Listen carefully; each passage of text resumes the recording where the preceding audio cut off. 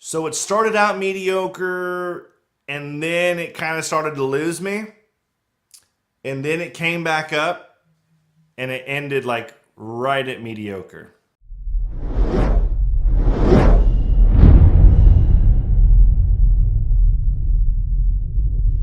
Hey movie watchers, welcome to today's review of Pet Sematary, starring Jason Clarke, Amy Seimetz, John Lithgow, Jetty Lawrence, and Hugo Lavoie, and was directed by Kevin Kolsch and Dennis Widmeyer.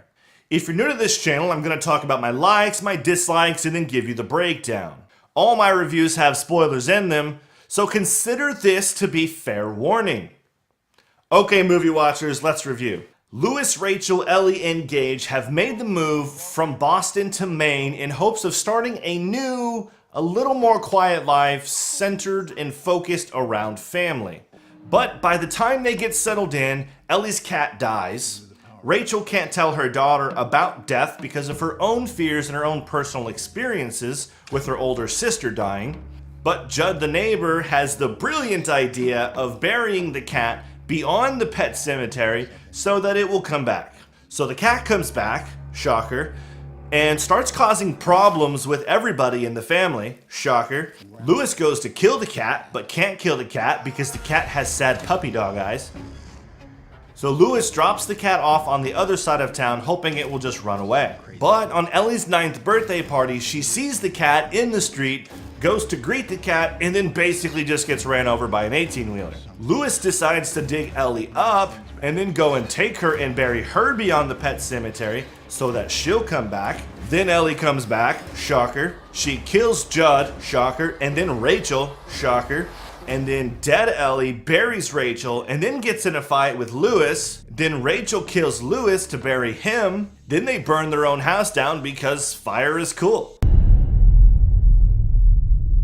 Starting with my likes, like number 1,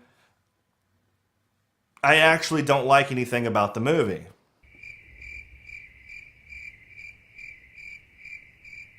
Moving on to my dislikes, dislike number 1, the first thing I noticed about the movie was that the movie felt really rushed. The timeline would jump forward like days or weeks without really saying anything. First they move into the home, and then it jumps to Louis having a bad day at work, which seems to be, days or weeks in the future.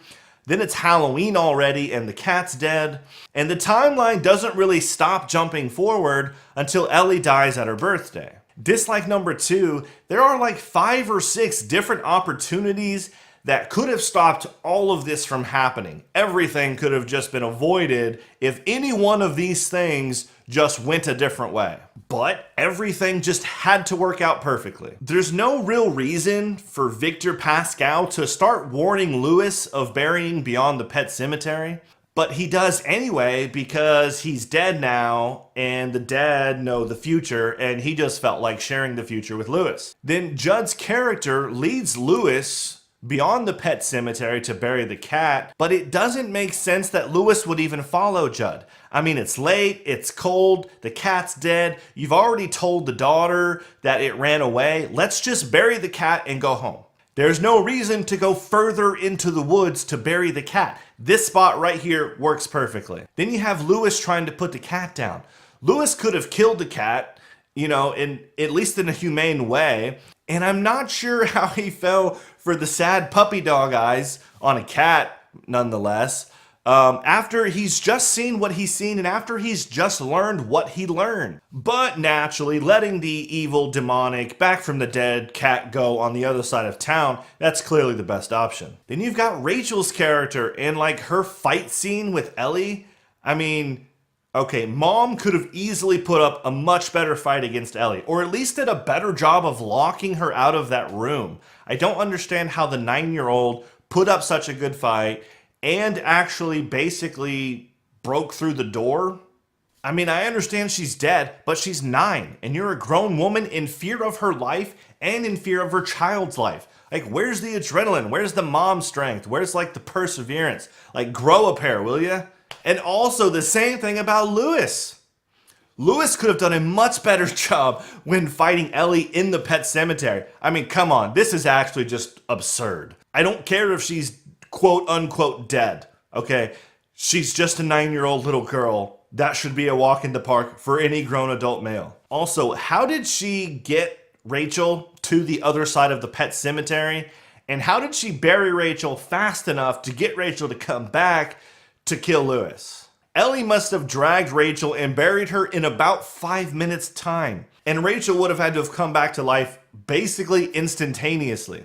And to me, that's just ridiculous. Dislike number 3, the story transitions I actually thought were really forced. I mean, if you think about it, the cat doesn't die because it was chasing a mouse or like a butterfly across the street. The cat died because the story needed it to. Another one, when Rachel tells Lewis that moving there was a mistake, Lewis is like, I know, let's throw Ellie a birthday party. What? What conversation were you listening to? How does that make sense? I don't want to live here anymore. I don't feel like this was a good idea. I know, how about we have a birthday party? The story needed the transition, so it forced it using the dialogue. I actually think that's lazy writing. Movie watcher question. What is your favorite Stephen King book that got turned into a movie? For me, it's It. I really enjoy It. The old one, the new one, I think they're both actually really good. If we're not talking about horror, then I think for me it would be The Green Mile. Okay, movie watchers, here's the breakdown. I'm giving the writing a 4 out of 10 because I feel like they rushed and forced everything. I am giving the acting a 7 out of 10. I think everyone did a decent job and it all seems pretty believable to me. The cinematography is getting a 6 out of 10. The movie does do a pretty good job making things feel really eerie and creepy, but it also is used to waste time and I think it poorly delivers in some areas. The directing is getting a 5 out of 10 because honestly, without the cinematography and the acting, I think the movie actually sucks. They are ultimately responsible for the final product and I didn't like their final product, that is this movie. Overall, Pet Sematary gets a 5 out of 10 from me. And I'm bummed because I really wanted to like it. Thank you for watching. I hope you enjoyed this video. I've got more reviews and discussions coming your way, so check back soon for those and I'll see you on the next one.